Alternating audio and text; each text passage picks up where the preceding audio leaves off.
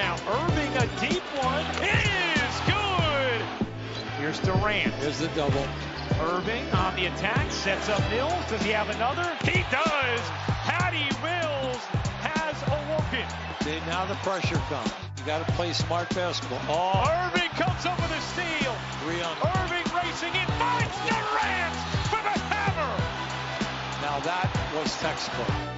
We're in this quarter here right now, and the Knicks have 2 points, but they're only getting one look at the basket. Durant elevates and knocks it down. Now you got to get back to the movement. You got to run the pick and rolls where the guy is open when they trap him. Quickly, step back three is good. That's a huge. They get the bucket from Barrett. 5. Here's Durant, another good angle. 4 pass for KD.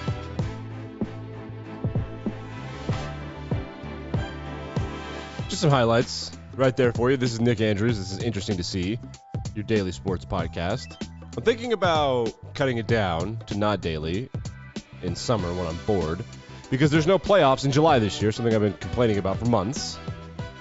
Alas, that does not change the facts. But we are here now, and today is one of the greatest days in the sports calendar because due to the MLB lockout, the Masters, and opening day of baseball on the same day. Of course, baseball not smart enough to think that through and doing opening day yesterday, which would not have mattered. They did not. Those clips you just heard were from the Nets and the Knicks. Allegedly, the game was broadcast in some retro stuff. I'll bring it up here on YouTube. Take a look, see. I think this was the New York broadcast. I think that's what they wanted to do. Take a look. Tell me what you think. Looks pretty cool. This is your old video games. There's no need for all that crap. We don't need a ticker. Look, they got the clock there. It's pretty cool. I don't mind it at all. The Knicks blew a huge lead, 17 points at halftime, which is not it's not unprecedented, but it's a pretty big lead. The Knicks are trash. They're garbage. They're a terrible basketball team, terrible organization, terrible owner. They're kind of hilariously bad. The Nets have some of the best players in the world and one of the best players in the history of the game, Kevin Durant. So they won after coming back, obviously. Other basketball news last night, Cade Cunningham for the Detroit Pistons had a great game against the Dallas Mavericks in a losing effort. Cade Cunningham, currently on pace to become the 10th rookie in NBA history to average 17 points, 5 rebounds, and 5 assists, which is adequate. Not great, but it's adequate. The list he's on is pretty interesting. It includes Michael Jordan, Oscar Robertson, Alvin Adams, don't know who that is. Steve Francis, don't know who that is. Tyreek Evans, kind of remember who that is. Grant Hill, and LeBron James, and Luka Doncic. Pretty good list. For Cade Cunningham, what else happened in that game was this assist from Luka Doncic, which is, frankly, illegal. It should be illegal for those of you watching on YouTube or Spotify or whatever. Watch this. Well, watch this. He's just like, I'm over here, boom, behind my back. One more time. One more time. Oh, my God. He just, he pays attention to where people are. You know, he just pays attention. The Mavs beat the Pistons. Not a great day for the Pistons. Not a great year for the Pistons, but they have a chance at the number 1 overall pick, which is what you do when you trust the process. Speaking of trusting the process, the Lakers were officially eliminated from playoff contention earlier this week. Everybody's shoving LeBron's tweet in his face that he has since deleted. The tweet says, keep that same energy when we're in the playoffs. Like, well, you're not in playoffs, so. But then he was asked about some stuff, and he said he would love to play with Steph. And Steph's response was, here, I'll show you. I'm cool right now. Yeah, he's like, man, old man, you're old. That's hilarious. News in the NFL yesterday, star wide receiver for the Buffalo Bills, Stephon Diggs, agreed to a 4-year, $96 million extension. 4 years, 96, it's almost $25 million a year. That's about what top receivers are going for these days. The Vikings traded that guy, huh? Kept Adam Thielen. Adam Thielen I thought was better at the time. Adam Thielen was also super white.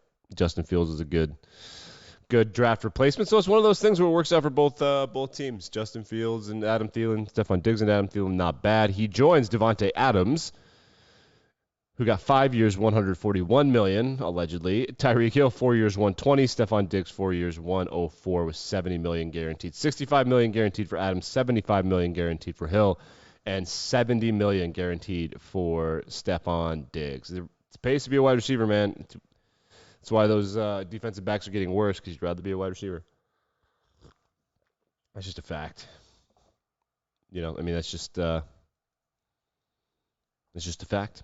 Dane Brugler of The Athletic he's their draft guy. He drops this thing every year called The Beast, and it's just an enormous write-up of all the draft prospects out there. I think there are hundreds. There are probably about 100 or so, more than 100 that won't be drafted that he writes up. So if you're a huge draft nerd and you got nothing to do today, subscribe to The Athletic on one of their sweetheart deals and then cancel immediately so you can have it, but then you don't have to pay for it all year round. And then read The Beast.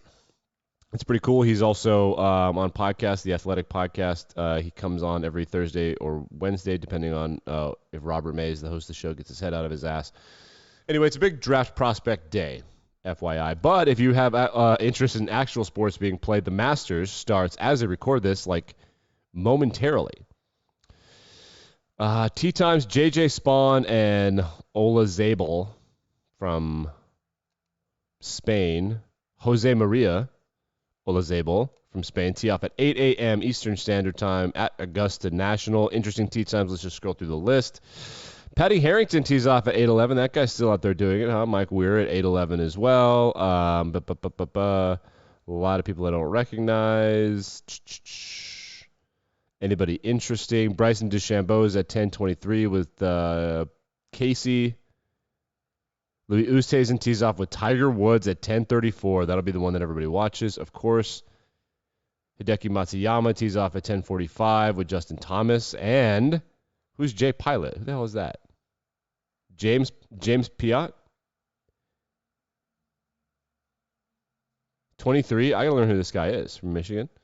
He's teeing off with Tiger and Louis Oosthuizen. Wow. That'll be a fun group. And then the day gets started with other people, the more interesting people, closer toward the middle part of the day, other than Tiger Woods, of course, which everybody's watching. You've got Bubba Watson and Patrick Reed, all those guys coming around noon. Lee Westwood just a little after noon. So all the big names will be afternoon, except for Tiger and Louis, who will be at 10:35. Bryson will be around that time as well. Also today, I think baseball happens today. It does. We have 7 games. Let's take a look at the slate. There it is. Baseball, opening day.